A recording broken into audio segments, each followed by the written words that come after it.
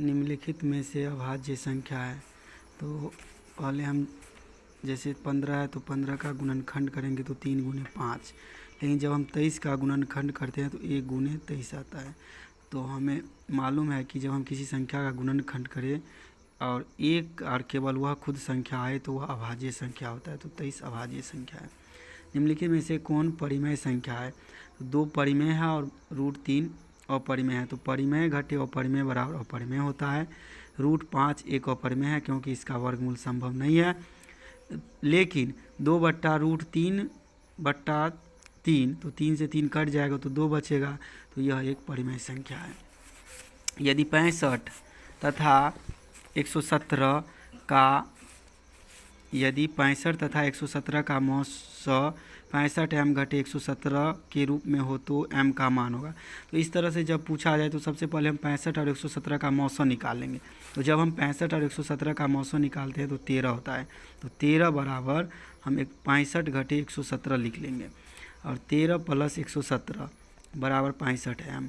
तो ये 130 होता है बराबर 65 m। तो हम 65 से 130 को काटते हैं तो 2, तो m बराबर हमें 2 प्राप्त होगा। सबसे छोटी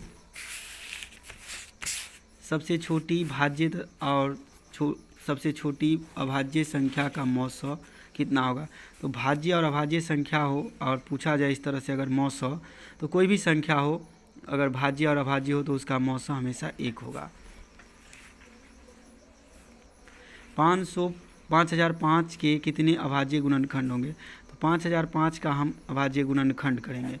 तो जैसे हम पहले 5 से लगाते तो 5 × 5 0 0 5 × 5, फिर हम यहाँ पर 7 से लगाते हैं तो 7 × 7 7 × 28 और 7 × 21, फिर हम 11 से लगाते हैं तो 11 × 11 11 × 33 अर्थात 1 2 3 4, तो इसमें 4 अभाज्य गुणनखंड होंगे। कितने 2 अंकों की संख्या 3 से विभाज्य हो?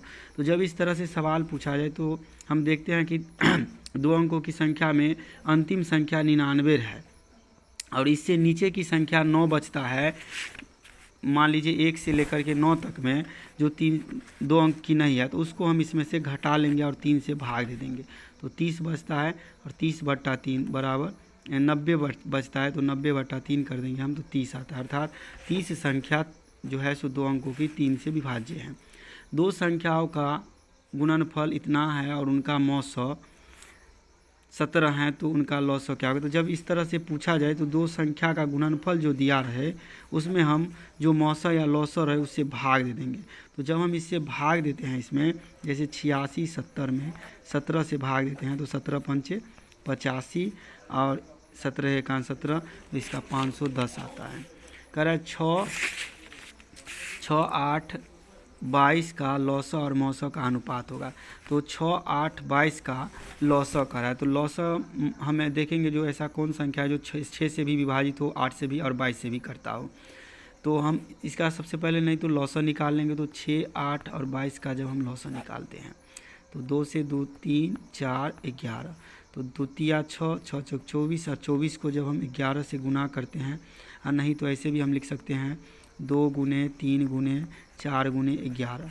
अब इसका मौसा, तो इसमें देखेंगे हम जो कौन ऐसा संख्या है जो सभी के पास हमें मिलता है। तो जैसे 2 से ये 6 भी विभाजित होता है, 8 भी विभाजित होता है और 22 भी, तो इसका मौसा 2 होगा। 2 से 2 हम काट देते हैं तो 11 × 44 और 44 को जब हम 3 से गुना करते हैं तो 132, तो अर्थात 132/1 इसका आंसर होगा।